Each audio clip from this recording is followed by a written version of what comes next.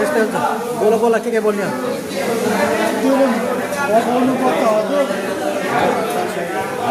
यता ढेँडोको सुप बन्दैछ हजुर ढेँडो पाक्दैछ है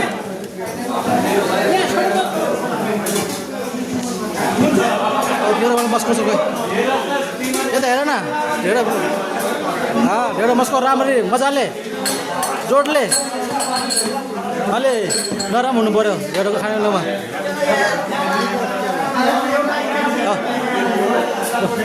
मेरो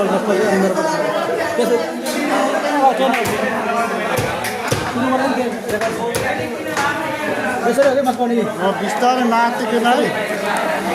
यसरी हो मस्काउने सेरे यसरी मान्छेले गर्नु नि त यसरी मस्काउने हो यसरी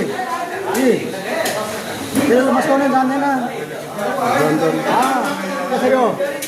मस्काउने हुने कसरी हो यसरी पल्टाउने आज तिम्रो दाबिलो भएन ठन्डा भयो दाबिलो भयो यसरी यसरी मस्काउने हो कि यसरी